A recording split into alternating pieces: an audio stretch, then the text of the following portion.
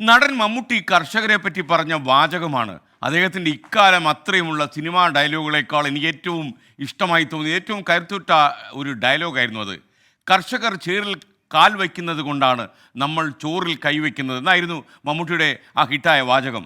പ്രേക്ഷകർ ഓർമ്മിക്കുന്നുണ്ടാവും. നമ്മളും അത് സംപ്രേഷണം ചെയ്തു 24-ൽ. രാജ്യത്തെ കർഷകർ ന്യായമായ ആവശ്യങ്ങൾക്കായി സമരം ചെയ്യുന്ന ഘട്ടത്തിൽ ഈ വാചകങ്ങൾ വല്ലാത്തൊരു വിങ്ങൽ നമ്മൾ ജനങ്ങളിൽ ഉണ്ടാക്കും. ആ വാചകങ്ങളെ ഒരുപാട് ചിന്തിപ്പിച്ചു. എന്നെ മാത്രമല്ല, ഒരുപാട് പ്രേക്ഷകരെ ചിന്തിപ്പിച്ച് കാണും. ഏതൻ തോട്ടത്തിൽ താമസിക്കാനും തോട്ടം പരിപാലിക്കാനുമാണ് ദൈവം മനുഷ്യനെ അവിടെ ആക്കിയതെന്നാണ് ബൈബിളിലെ വാക്യം. പ്രകൃതിയുമായി ഒത്തുള്ള ജീവിതമാകണം മനുഷ്യർ നയിക്കേണ്ടത് എന്നായിരുന്നു ഒരർത്ഥത്തിൽ ഈ ഉൽപ്പത്തിയിലുള്ളത്.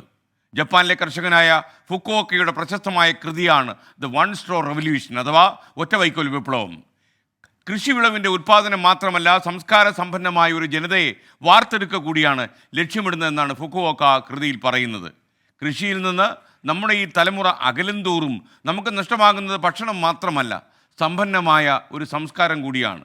കാർഷിക സംസ്കൃതിയിലേക്ക് മടങ്ങാൻ നമുക്ക് കഴിയണ്ടേ? വീട്ടിൽ കുറച്ച് സ്ഥലമെങ്കിലും ഉണ്ടെങ്കിൽ ഭക്ഷ്യവിളകൾ കൃഷി ചെയ്യാൻ നമുക്ക് കഴിയണ്ടേ? അതുല്യമായ ഒരു ആനന്ദം കൃഷി നമുക്ക് തരും. ചെയ്തു നോക്കിയ ആളുകൾക്ക് അറിയാം.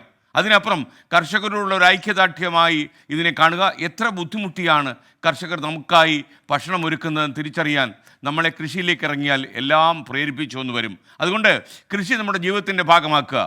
അതിലൂടെ പുതിയ ജീവിതാനുഭവങ്ങളും തിരിച്ചറിവുകളും നമുക്കുണ്ടാക്കുക.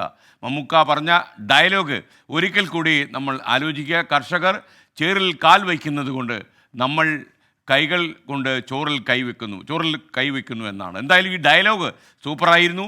അതിൻ്റെ ആശയ സമ്പന്നത എന്നെ വല്ലാതെ സന്തോഷിപ്പിക്കുന്നു.